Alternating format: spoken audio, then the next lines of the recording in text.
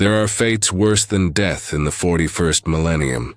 The Imperium's archives are filled with a million ways a soul can be broken, shattered, or consumed, but none compare to the eternal hunger of the warp.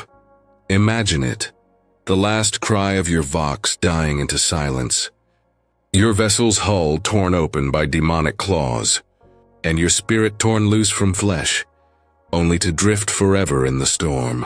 There is no decay there, no merciful silence, only an unending sea of whispers that claw against your sanity. Every thought is stolen, every memory replayed 1,000 times, every agony stretched beyond the borders of time itself.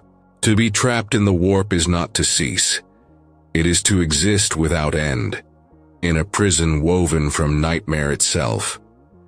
And as we descend into that abyss, take a moment to lend strength to this channel. Like, share, and subscribe, so that more souls may find their way into these chronicles of the Imperium, and together we might bear witness to the horrors and forgotten truths of the 41st millennium. The first sensation is not death, it is dislocation. One moment there is the weight of gravity beneath your boots, the faint hum of a ship's engines, the filtered taste of recirculated air. The next there is absence, a ripping away so sudden and so total that even memory stutters. To die in real space is to feel the body falter and fail, but to be unmoored into the warp is to have the very fabric of self flayed open.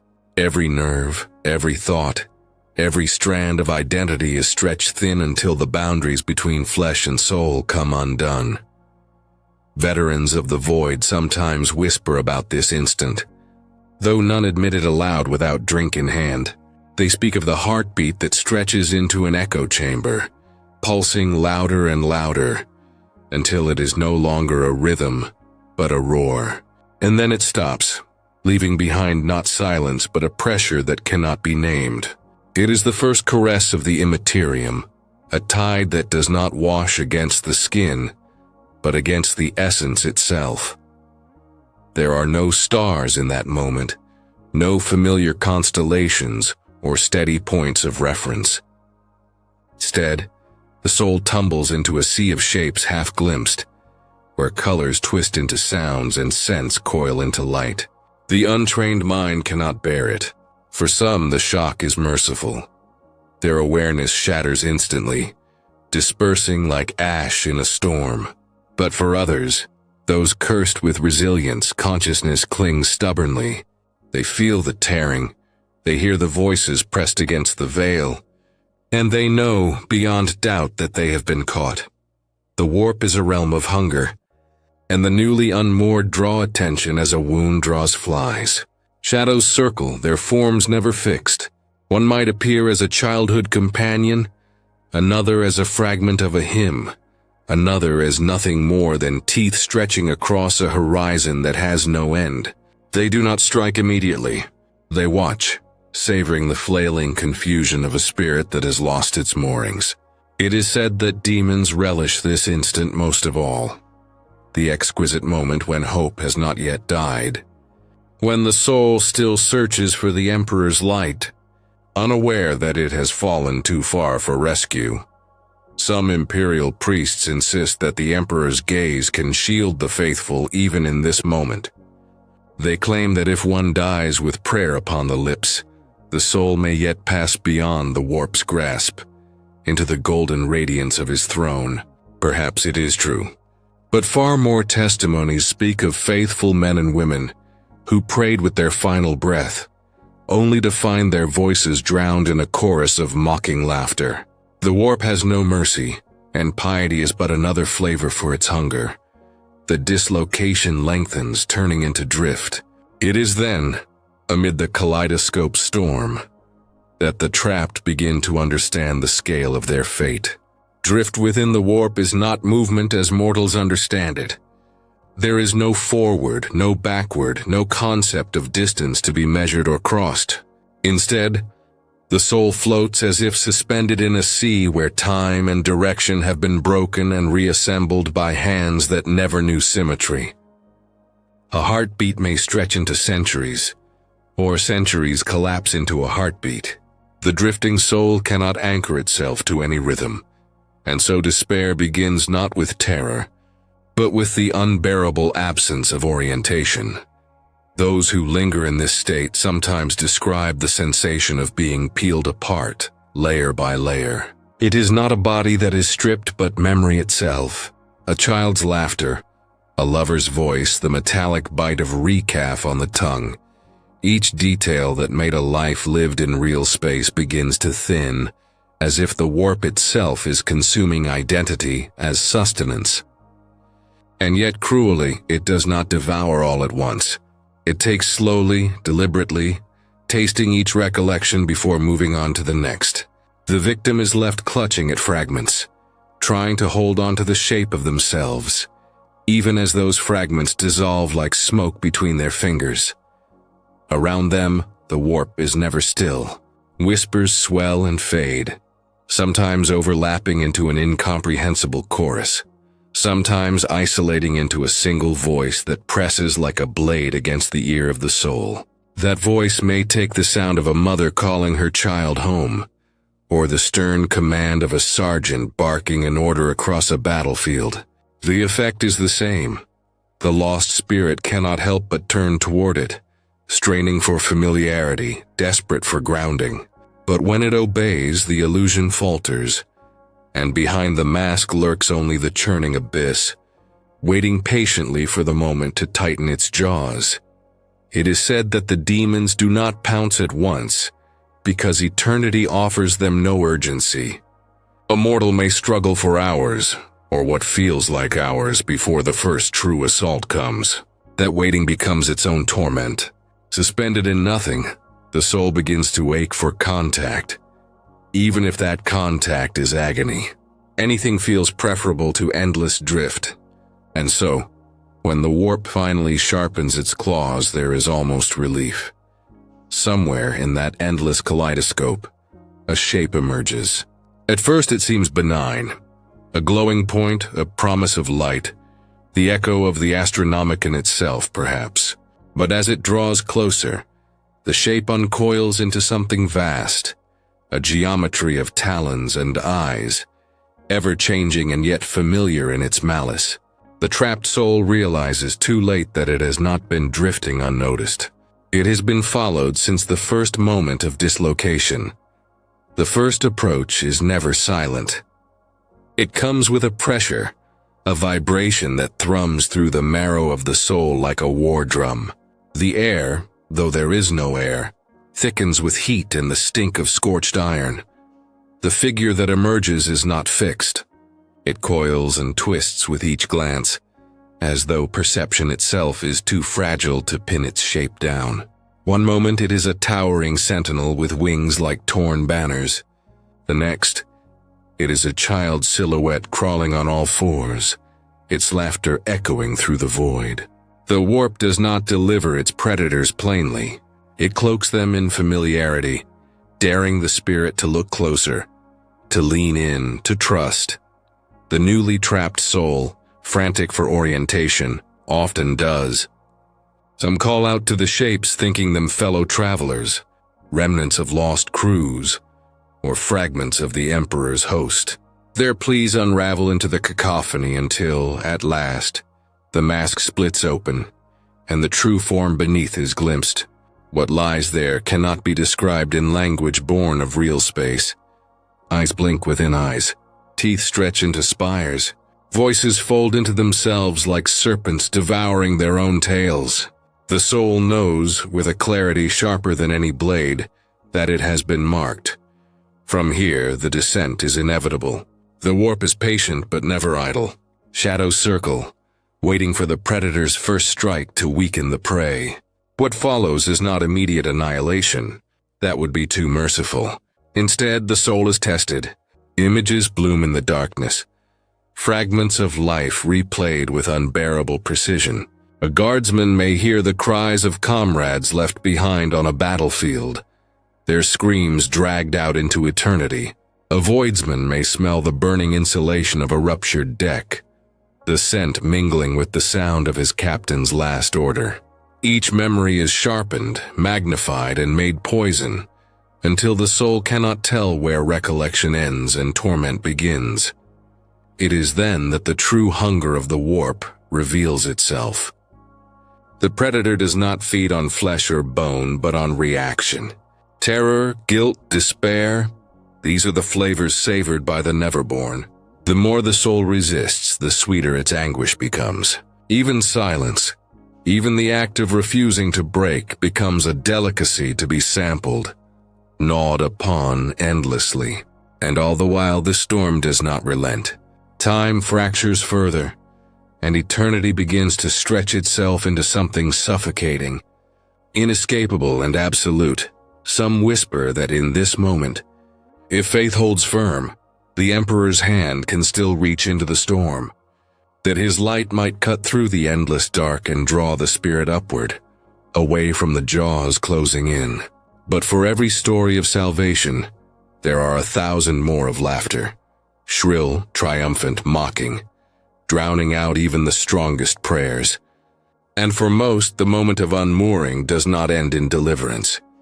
It ends in pursuit. The pursuit is not swift, nor is it ever clean. To be hunted in the warp is to be stripped slowly, piece by piece, as if the very storm conspires with the predator. Colors twist into shrieks that batter the senses. The soul reels, dragged in circles through memories and false landscapes, every path folding back upon itself. There is no escape route, only the cruel theater of endless chase. The demons take pleasure not in the capture but in the unraveling, savoring the panic as the trapped spirit begins to understand that it is running in place, tearing itself apart against a horizon that never shifts. For some, the breaking comes quickly. A single scream repeated 1,000 times is enough to shatter resolve. For others, stubbornness prolongs the torment, their refusal to yield turning them into playthings of endless fascination. The warp rewards defiance not with respect, but with attention. And attention is the last thing any soul should crave within its tides. The more one resists, the closer the jaws circle, tasting, waiting, whispering promises of release that are never fulfilled. Yet in the heart of this cruelty lies the most terrible truth. Awareness does not die. The soul cannot faint, cannot sleep, cannot turn away. It remains conscious, stretched upon the rack of eternity. It watches itself unravel. It feels the corruption gnaw deeper, and it realizes in an unbroken instant that the moment of unmooring is not a threshold to be crossed, but a state without end. One is always falling, always drifting, always hunted, forever suspended at the point of loss. Some Imperial scholars claim that this is the first circle of damnation, the softest layer of the warp's prison. Beyond it lie torments deeper still, each step descending further from the Emperor's light, each echo harder to silence. If that is true, then the beginning is also the cruelest deception, for the newly caught soul still clings to hope, still believes deliverance may come. And so the warp toys with it, dangling salvation as bait, before the storm drags it deeper into hungers without mercy. And thus the chapter closes as it began, not with death, not with rest, but with the eternal tearing of separation. A soul unmoored is a soul forever caught between what it was and what it will never again be. The warp is not a void, it is a choir. Once the moment of unmooring has passed, once the drifting soul has been marked, the voices rise in earnest. They are not the voices of the living, nor the remembered cadence of familiar tongues, but the raw sound of hunger given shape. The Neverborn are not silent hunters. They howl, they sing, they mock, and their chorus is the first great torment of eternity. At first it seems like whispers, the faint brush of syllables that coil like smoke at the edge of perception. But the volume swells with every heartbeat, until the sound is not around the soul, but inside it, vibrating against thought itself. It becomes impossible to separate the self from the scream. One moment the voices are countless, 1,000 shrieking harmonies layered atop one another. The next they fuse into one, a single utterance that claws into the mind with a precision more terrible than any blade. That word might be a name torn from memory. It might be a sin confessed only once in life, now bellowed through the abyss as if shouted by a god. This is how the Neverborn begin their feast. They do not strike teeth first but tongue. They lick at the soul with sound, peeling back the defenses of memory, forcing it to flinch, to respond, to yield. A demon does not always rush its prey. Many prefer to weave tapestries of deception, to coil themselves in voices that the spirit recognizes. A mother's call, a lover's farewell, a comrade's promise of rescue. These voices drip like honey, pulling the soul forward into an embrace that is nothing but the jaws of the abyss. For the unfortunate, this deception works too well. They answer, crying out into the dark, and the chorus descends upon them with laughter. Not the joyous laughter of the living, but the splintered shrieks of glass breaking in fire. And then the torment intensifies. For once the Neverborn know the shape of their prey's pain, they sing it back to them endlessly. Every grief, every failure, every betrayal is pulled from memory and sung in a voice that will not stop, not even for eternity. It is said among navigators that this is the true reason the warp howls when ships pass through it. That what the crews hear faintly through the Geller field is not the sound of storm or energy, but the collective screams of the trapped. They are not echoes but living voices, folded into the choir of the Neverborn, pressed against the veil, crying out for a release that never comes. To the trapped soul, there is no veil. The sound is everywhere, unrelenting until even the notion of silence becomes an impossible dream. And within that storm of sound, the first true wounds are struck. The wounds of the warp are not carved with talons or blades, but with the unceasing pressure of its voices. They gnaw at the spirit until it begins to splinter, prying open old scars, turning half-forgotten doubts into weapons. A soul that once believed itself steadfast begins to hear those whispers differently, not as assaults from without, but as thoughts from within. The Neverborn are masters of that cruel alchemy. They do not always need to lie.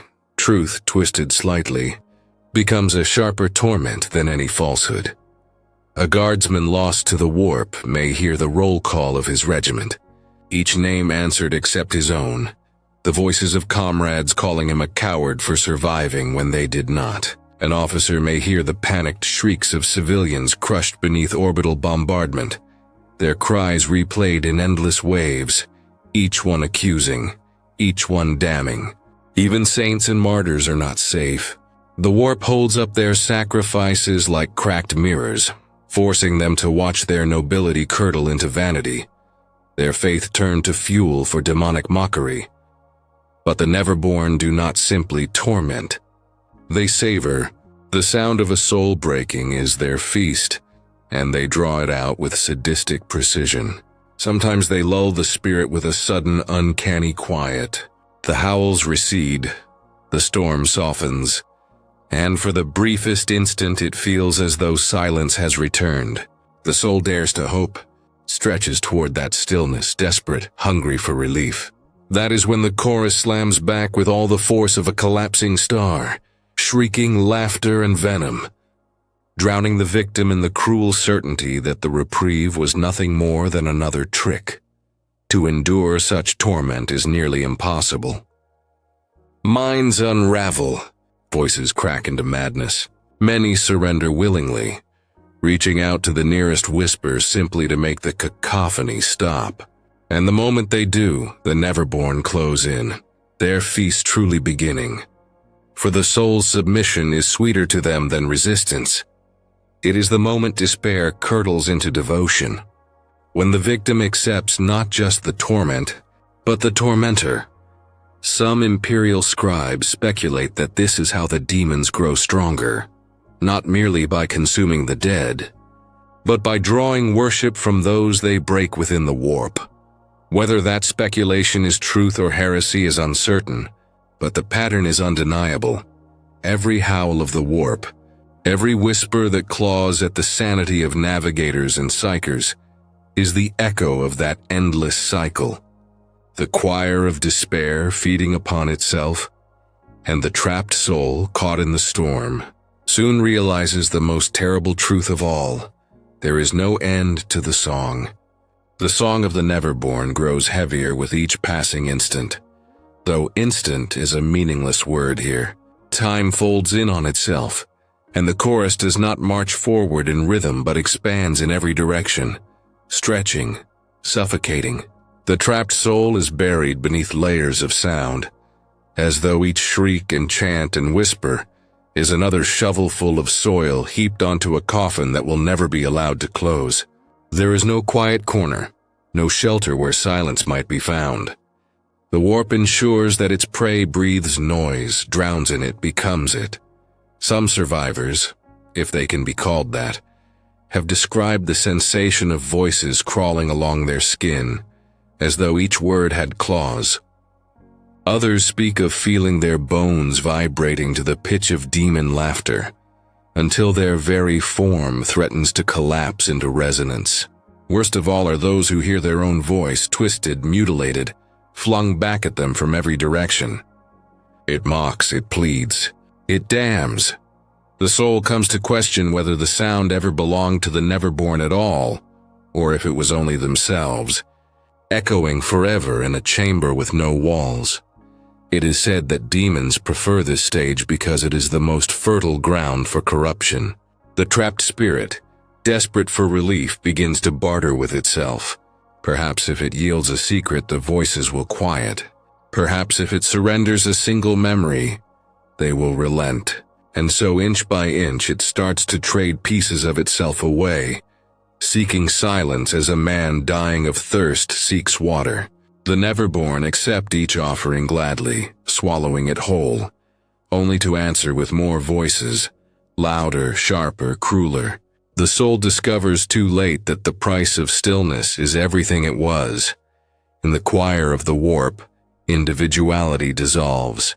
Countless other trapped spirits, broken long before, are folded into the same chorus.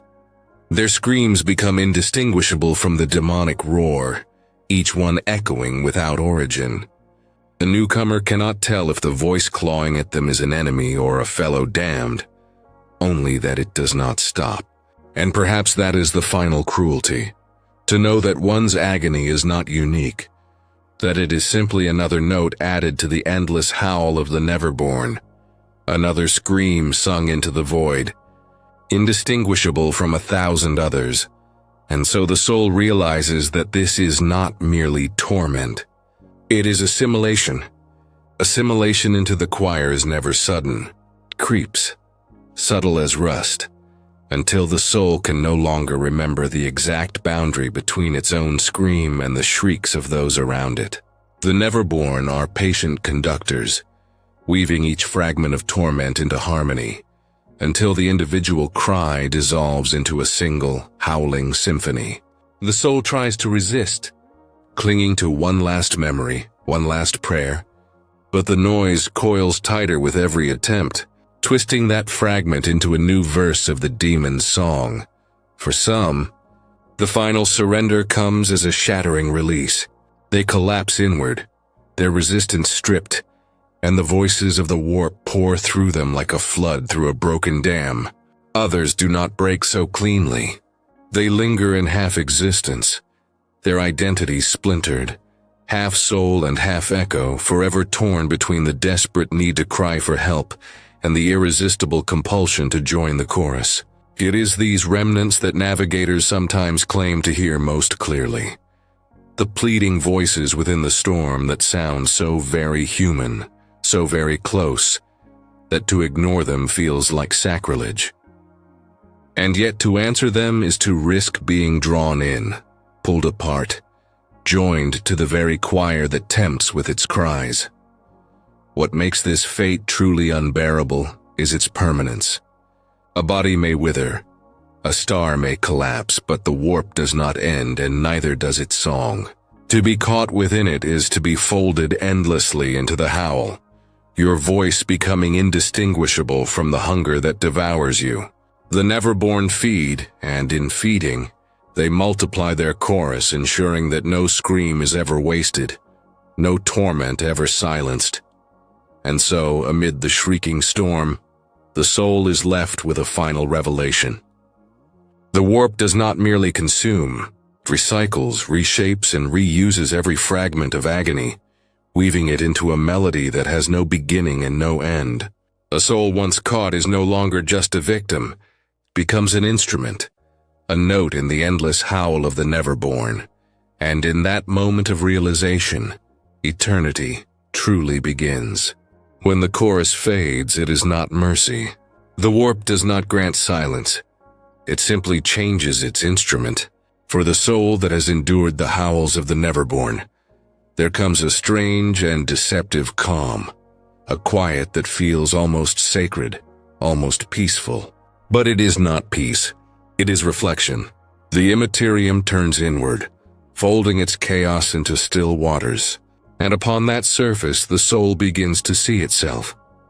At first, it is only memory, the faint shimmer of a battlefield seen through blood and smoke, the feel of cold metal against trembling hands, the scent of oil and ash from a dying ship. These visions seem harmless, even comforting.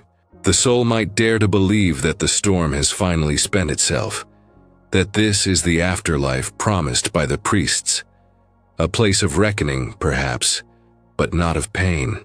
Yet as the reflections sharpen, something shifts. The images begin to respond. They turn their heads, they meet the soul's gaze, and then they speak. The voice that answers is not the Neverborn's. It is one's own, perfect in pitch, familiar in rhythm, but twisted by something subtle and cruel. It whispers the same words once spoken in life, but now each syllable drips with mockery. It recalls moments of pride and replays them as arrogance. Memories of love are twisted into guilt. Mercy becomes cowardice, conviction becomes hypocrisy. The warp does not invent lies here. It simply reorders truth. Every decision, every action once justified, now stands trial under a light that exposes its rot. Some souls try to flee, but there is nowhere to run. The reflections follow, multiplying, circling closer until they form a ring. A gallery of faces, each one a different version of the self. They speak in unison, each voice condemning, questioning, tearing open the wounds left unhealed. It is not the howling of demons now, but the slow, methodical dissection of the spirit by its own memories. The soul is both victim and executioner. This is the echo that many psychers fear most, the point where the warp ceases to be an external tormentor and becomes a mirror. Does not feed on screams here, but on self-awareness. The more the soul remembers, the more it suffers. The more it understands, the deeper it sinks. There are no demons to blame, no monsters to curse. Only the truth of one's existence, stretched and amplified until it becomes unbearable. In the Imperium, it is said that confession cleanses the soul. But here confession only multiplies the echoes. The echoes do not shout, they whisper. The soul's own voice, multiplied and scattered across the void, becomes 1,000 soft murmurs that gnaw rather than strike. Each one murmurs a different memory, a different regret, and together they build a cage of sound more inescapable than any forged by demonic claws. The warp no longer needs to hunt. It simply watches as the trapped spirit disassembles itself. At first, the memories seem to follow a pattern, the great mistakes, the betrayals, the moments of fear. But soon the selection loses all sense.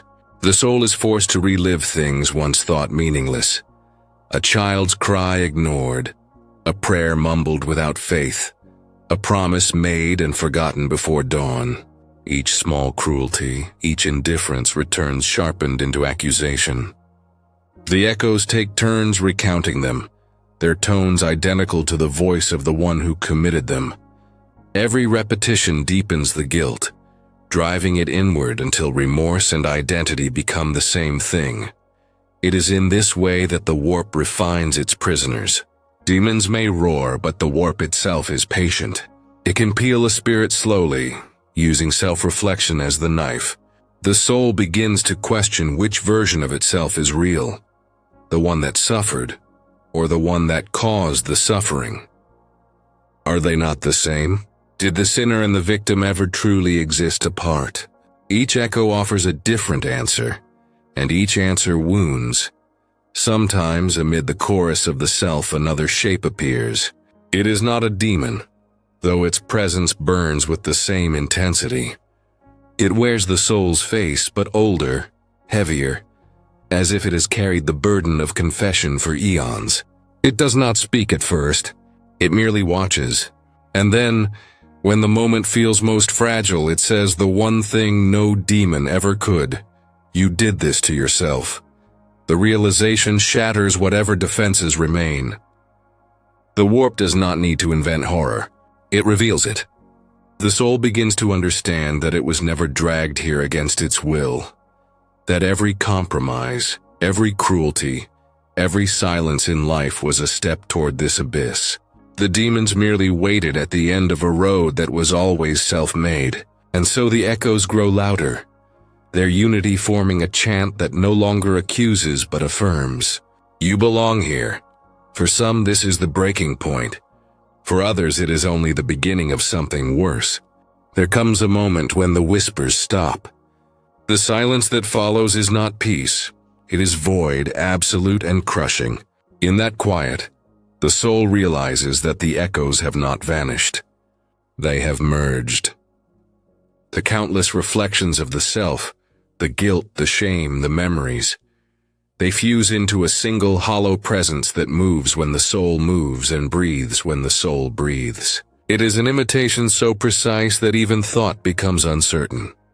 The warp delights in this moment, for it is here that individuality fractures completely. The boundaries between I and it collapse. The soul begins to see its other self standing at a distance, performing its every motion in perfect synchronization. The air between them warps, trembling like liquid glass until the duplicate steps closer, and closer still, until there is no space left at all. The two merge again, but not cleanly. Every fragment of thought overlaps and tears. Every memory exists twice, contradicting itself in endless loops. The soul tries to scream, but the echo screams too, and the sound folds in on itself like collapsing matter. This is how the warp consumes identity, not through violence, but through imitation so perfect that the self ceases to exist as a singular truth. The demons need only watch as their prey learns that eternity is not filled with fire, but with mirrors. For some, this realization is the final mercy. Their awareness dissolves into the background hum of unreality. For others, the strong-willed, the faithful, the defiant, the understanding becomes a weapon. They fight the reflection, clawing for control, insisting on their own name, their own memory.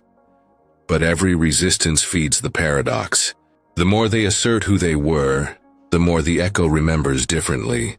The conflict multiplies, spawning new versions with every denial.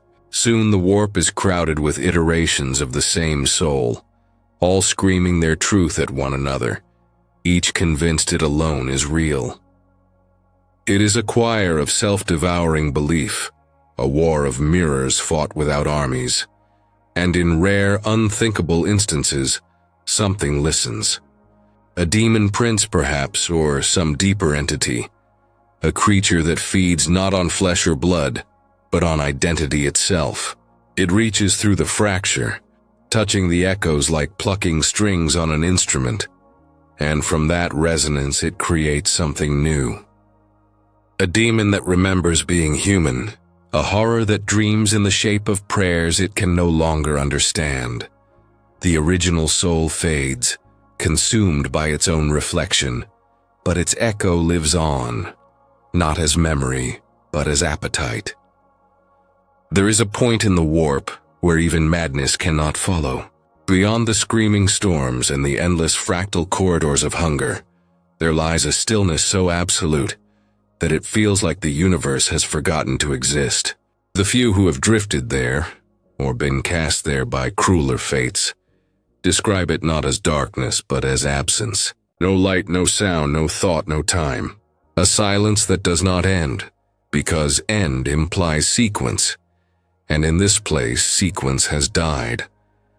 For the soul that finds itself here, awareness becomes a curse. It is a survivor of annihilation, suspended in nothing, unable to die yet unable to live. The warp's usual chaos, its burning tides, its laughter of demons, its fevered geometries, cannot reach this far. The silence devours even the warp itself, peeling away layers of madness until only the purest stillness remains. Some have called it the grave of the Imperium.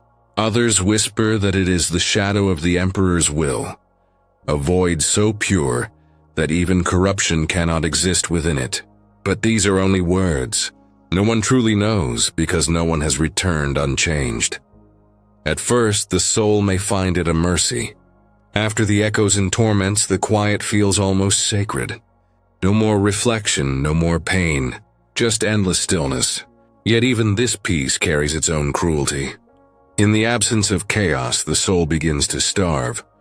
Consciousness demands input, sensation, conflict, identity. But here there is nothing to feed it. Thought turns inward, looping endlessly, replaying its own form like a creature chewing its tail. The soul begins to hear the silence, and the silence begins to answer, not with words but with the suggestion of shape, a negative imprint of meaning. Avoid speaking. Some say that within this silence lies the truth of the warp itself, that beneath all its storms and horrors, it is not a place of energy, but of hunger. A hunger that once had form, long before gods or demons, long before mankind dreamed of the stars. It is the primal emptiness that remembers what it was like to be whole. And as the soul drifts deeper into the quiet, it begins to feel that hunger, noticing it in return. The silence does not move, yet it feels alive. It surrounds the drifting soul like a tide of invisible gravity, pressing against thought itself until each fragment of memory shatters into dust. The soul tries to cling to what it once knew, the shape of a world, a name, the faint image of flesh and blood. But the stillness consumes even those, not by taking them but by making them irrelevant. In this place, remembrance feels like noise, and noise cannot survive. For a time that has no measure, the soul floats in this unmaking. What remains of consciousness flickers, fading and reigniting like a dying star. Then something changes. The silence begins to listen. It leans inward, impossibly vast, as though the emptiness itself were bending to hear a whisper that has not yet been spoken. And within that pressure, the soul senses an awareness. Not cruel, not kind, simply ancient, older than the chaos gods, older perhaps than the warp's first storm. A thing without shape, without intent, but with hunger beyond comprehension. It touches the soul not with sound or light, but with absence, stripping away meaning the way rust eats metal. Every belief, every identity, every prayer once held close is hollowed out. What is left feels pure, but purity in this place is indistinguishable from erasure. The soul is reduced to its simplest truth, existence without definition. For a fleeting instant, that truth feels divine. To exist without burden, without memory, without desire. Is that not what mortals have always called transcendence? But then the hunger deepens. The silence begins to pull, not outward but inward, folding the soul into itself. It is not destruction, not exactly. It is absorption.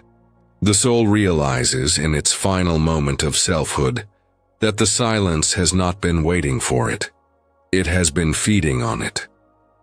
Every spirit that drifts into this void becomes part of its stillness, a layer of quiet pressed atop countless others. Some believe this is where the most faithful end, those whose conviction was so absolute that even the warp could not corrupt them. Others insist it is the final trap, the false peace before total oblivion. Whatever truth lies here, the silence keeps it jealously. No daemon reigns in this place, for even gods fear the hunger that asks for nothing and takes everything. And when the soul is finally gone, the silence continues, patient, vast, and waiting for the next echo to fade into its embrace. At the edge of dissolution, a strange awareness blooms.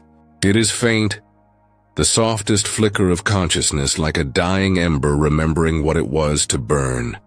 The silence has eaten everything: fear, memory, prayer, and yet some spark refuses to die. Perhaps it is instinct, perhaps it is defiance, or perhaps, as some imperial scholars whisper in forbidden texts, the soul cannot be entirely unmade because it is a reflection of the Emperor's own light. Fractured, forgotten but eternal, whatever its source, that spark begins to see, not with eyes, for the warp has none, but with comprehension. The silence is not empty after all. Beneath its smooth, unbroken calm lies structure. Thin filaments of faint luminescence, vast as nebulae yet delicate as threads of glass. They weave across the void, connecting nothing to nothing, patterns without meaning. Yet the soul feels drawn to them, as if recognizing something long lost. It follows one strand, or perhaps is pulled along it. With each step, though there is no ground, the silence vibrates, subtly changing pitch. The emptiness hums, resonating with something that feels like memory but older than any mortal thought. The hum becomes rhythm, and the rhythm becomes breath. The void is breathing, slow, colossal inhalations that stretch across eternity. Each one feels as though the warp itself is asleep, dreaming of existence before it fractured into madness. And in that rhythm, the soul senses others, countless others, faint, half-dreaming presences embedded in the fabric of silence, remnants of those who drifted here before. They are not suffering. They are not awake. They are remembered. The silence has not destroyed them. It has archived them, woven them into its stillness like fossils pressed into cosmic stone. Then comes the most terrible realization of all. The silence is not hunger nor mercy. It is memory. It remembers everything that the warp destroys. Every soul broken, every prayer lost, every name swallowed by the tides. It keeps them here, preserved in the unmoving dark, so that nothing is ever truly forgotten. To be trapped here is not to be devoured. It is to be kept. For the soul that understands this, the peace becomes unbearable. To exist as memory, untouched by time, unseen by gods, that is eternity's cruelest kindness. In the deep unreality where the silence folds into itself, a flicker appears. Not light, not motion, but contrast. A place where absence no longer holds perfectly. The trapped souls, woven into the stillness, sense it as a tremor in the eternal calm. A ripple that should not be possible. And for the first time since the beginning of their unmaking, they hope. The flicker grows. It is not bright, but it defines darkness by existing within it. It feels familiar, holy even. To some, it is the Emperor's hand reaching into the warp. To others, it is the last echo of a dying star that once gave them warmth. Yet the truth cannot be known, because in the warp, faith itself shapes perception. The souls see what they need to see. The light becomes what they beg it to become. One soul, braver or more desperate than the rest, drifts closer. Its form is faint now, no more than a residue of awareness. The light does not blind, it remembers. It remembers the soul, calling it by the name it had forgotten. The sound is not a word, but a vibration that shakes the silence apart. In that instant, everything the soul had lost floods back. The weight of flesh, the burn of breath, the ache of guilt. The return of self. It is agony, because the silence had made it pure, and purity cannot coexist with memory. The light resurrects not only what the soul was, but everything it fled from. The screams, the prayers, the betrayals, all reborn within the same fragile awareness. The soul understands now why the silence had to exist. It was protection, sanctuary from the unbearable totality of being. The light, for all its grace, is unbearable truth, and yet it calls not as salvation but as choice. The warp does not offer redemption. It offers reflection. The soul may remain in the memory of the silence forever, untouched, unchanged. Or it may follow the flicker, knowing that what lies beyond is not deliverance but rebirth, to emerge again in the storm, in madness, perhaps even in flesh. To suffer once more beneath the Emperor's indifferent stars. The silence stirs as the decision is made. Somewhere across the impossible expanse, a new scream is born. A child's first cry, and a soul thought lost forever remembers how to breathe again. When the soul awakens, there is no sky, only red fog and motion. The warp has released it, but release does not mean freedom. It finds itself in the liminal place between realities, where dreams rot and memories congeal into form. The silence is gone, yet it still echoes faintly inside, like a heartbeat that is not its own. The flicker that pulled it from the stillness burns nearby, small but alive, its radiance trembling beneath the weight of the immaterium. Around it, the tides of unreality surge and twist. Demons swim through the fog like predators beneath ice. Their shapes distort with every blink. Wings become limbs, mouths stretch into sigils, laughter folds into prayer. They sense the returned soul not as prey but as novelty. Few ever escape the deep silence. Fewer still bring a fragment of it back with them. To the denizens of the warp, that fragment is priceless, for it carries something the gods themselves cannot create, memory untouched by corruption. They come closer, circling with the hunger of scholars and beasts both. The soul, trembling, clings to the flicker, the last light that never was. It burns brighter under pressure, forming a thin barrier that pushes the warp's tide back just enough for thought to survive.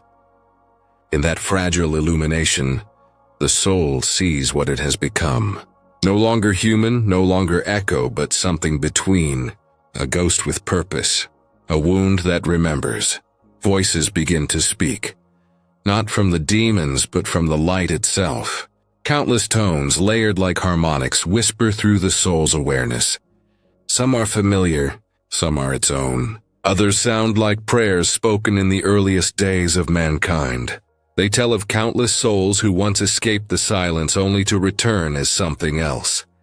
Saints, monsters, psychers, prophets, madmen. Each born screaming, each carrying within them a fragment of the same impossible radiance. Perhaps this is how miracles are born, not from divine mercy, but from those who fled the abyss and brought a piece of it back with them. The demons lunge, drawn by the brilliance. The soul does not fight, it offers. The light flares, pure and terrible, consuming form and hunger alike. For a heartbeat, the warp recoils, not in fear but in recognition. The pattern repeats itself, as it has since the first human dreamt beyond the veil. A soul lost, a silence found, a light reborn. When it fades, nothing remains but the hum of equilibrium. Somewhere far away, a new psycher gasps awake on a dying world, eyes glowing with the same impossible flicker, and the silence, infinite and patient, closes again, waiting for the next one to fall.